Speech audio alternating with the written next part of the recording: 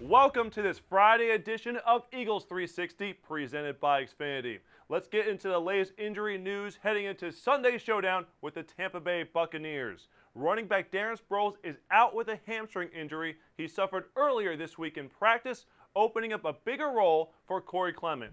I think it'll definitely increase, especially on third downs, just like last year.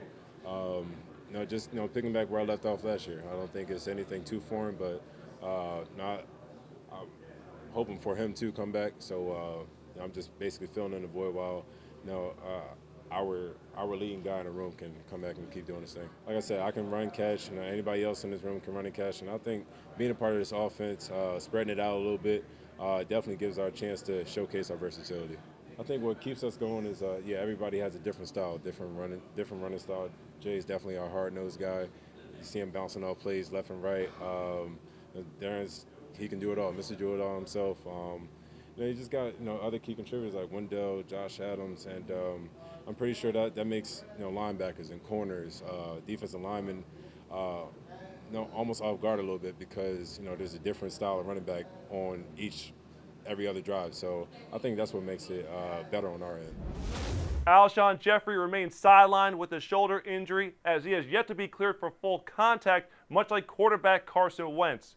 Jeffery has been motivating his teammates, saying before the season opener that the campaign began against Atlanta and it should end there as well. I think it's everyone's expectation to do it again. Why not? Alshon, there's a report that you addressed the team before the season began, so we're starting at Atlanta, let's finish at Atlanta. Was that your message? I told the offense that. Yeah, that was my message. Tampa Bay put up 48 points on the Saints last week as quarterback Ryan Fitzpatrick took home NFC Offensive Player of the Week honors as he accounted for 5 total touchdowns. The Eagles welcome the challenge of trying to slow down the Bucs' potent attack. Oh man, well they're explosive. You see them, Deshaun Jackson, Mike Evans, those boys going deep.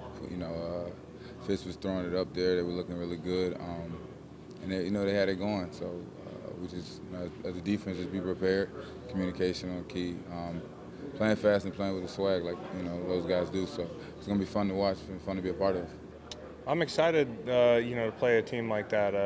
They certainly put out a great showing week one, and that excites you as a team because you want to play a team that's playing well, and you want to play a team that's putting up points because you look at it like a challenge. So for the guys in this locker room, I respect Fitzy anyways. I know he's capable of doing that. So I knew that when I heard Jameis was out, we were going to have our hands full either way. So that's a hungry team. They got a lot of talent, and it'll be hot down there, and they're opening up at home. They've been having those explosive players, whether it's their receivers, their running backs, or their quarterback. Whether it was Jameis in there or now it's Fitz. But that comes down to their coaching staff and having a great backup quarterback. You've seen what our backup quarterback did last year. So he's a veteran guy. He's going to go out there and make all the right checks and right throws. Sunday marks a special homecoming for wide receiver Nelson Agholor. The playmaker will have family, close friends, and his high school football coach in attendance. However, he's still treating this like a business trip. Tampa's a grind. That's my community. A lot of great people there that poured into me. My high school football coach, he definitely helped me become the man I am today. And some of the things he taught me is actually, some of the characteristics I use to making sure, I'm on my feet every day here as a pro. It's going to be a great feeling. I think there's a place that's close to my heart because, it's the home stadium and from where I'm from. But I'm just excited to go out there and, week 2, me and my guys, and go out there and, get a W. Sunday's forecast for Tampa calls for a high of 90 degrees with the humidity at about 70%. The Eagles have to figure out how not only to beat the Bucs, but beat the Heat as well. Well, we're getting good prep out here right now. It's freaking humid out there, so that's solid for us. But, it's a matter of just locking in, temperature, heat. If you're not mentally there, if you're not mentally strong and pushing through it, can fatigue you. And, we got to be better. We got to stay locked in on our communication, stay locked in on, all the little details. So, yeah, we'll be all right. The coaches say it every once in a while. I feel like by this time in everybody's career, they should know. Even playing in college, you have a hot few first games. It's kind of a thing that, if you're dehydrated, you can't play as well as you're capable of. You know, all you can do before a game, man, is make sure you hydrate throughout the week.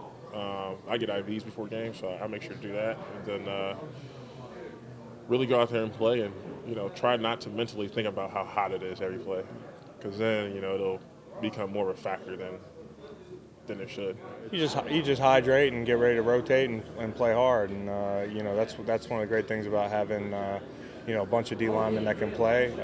You know we're interchangeable. We can come in and out, and we bring different skill sets, and we bring fresh bodies. No matter what the weather, the Eagles will have plenty of support. Last season, games in New York and Los Angeles were dominated by Eagles fans, and head coach Doug Peterson knows it could very well happen once again this Sunday.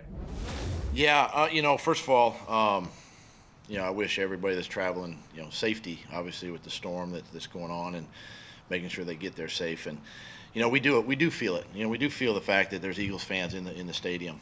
You know, and it's great to see. It's great to see that sea of green, you know, in the stadium. How they can be loud and kind of disruptive for the home team is great. I mean, I think our fans travel extremely well. Got them all over the country, all over the world, and would expect a pretty good crowd in Tampa this weekend.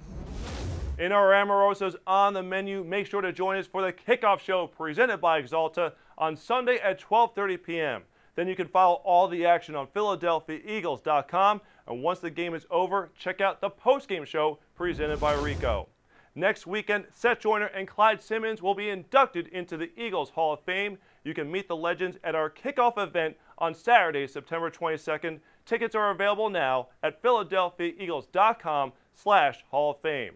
That's going to do it for us here on Eagles 360 presented by Xfinity. I'm Chris McPherson. Thank you for joining us, and we will see you on game day.